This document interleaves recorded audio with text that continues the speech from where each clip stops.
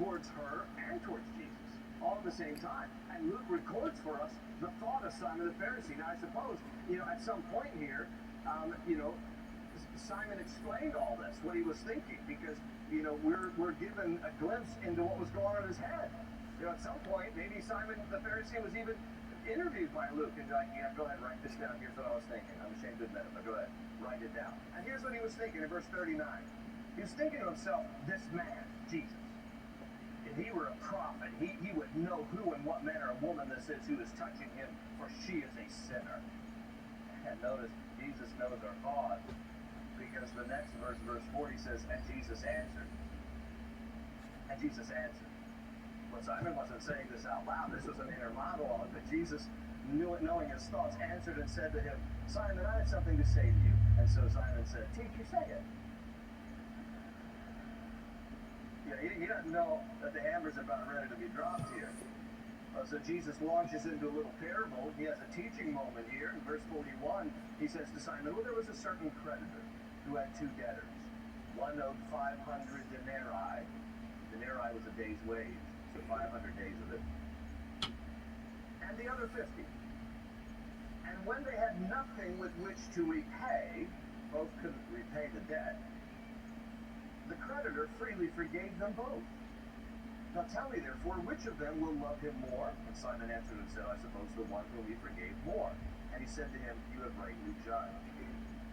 And then Jesus summarizes everything in verse 47 by saying, therefore I say to you, her sins, which are many, are forgiven, for she loved much. But to whom little is forgiven, the same loves little. In other words, your love for God will be in direct proportion to your understanding of how much he has forgiven you. If you don't love God much, it's not because you haven't sinned much. It's because you don't understand your need for forgiveness much. Now, as I looked at this story and prayed about it and studied through it during the week, there are several angles that I could have taken in teaching this. We could take the angle of the prostitute story. We could take the angle of the Pharisee story.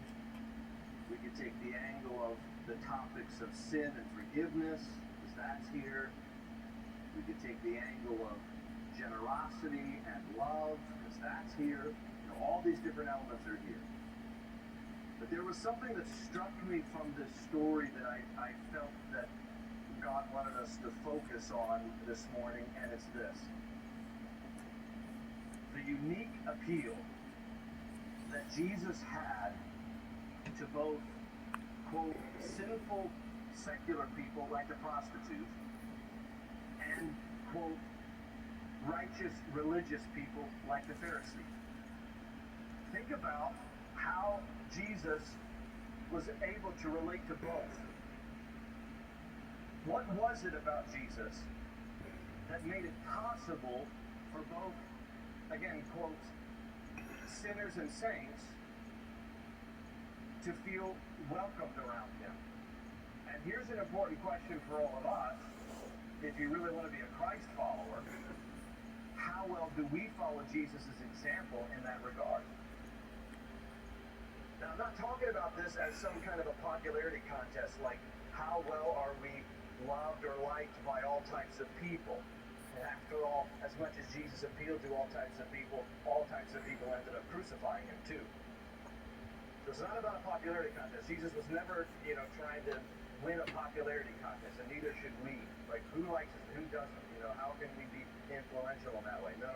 What I'm talking about here is how Jesus had a certain way with people that made him both relatable and approachable, regardless of who the person was or even how they lived.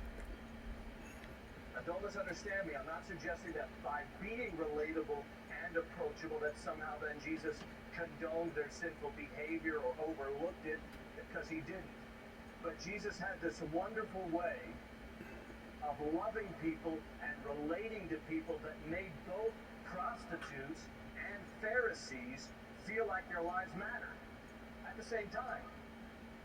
I mean, think about this dinner party here. You have a prostitute and you have a Pharisee.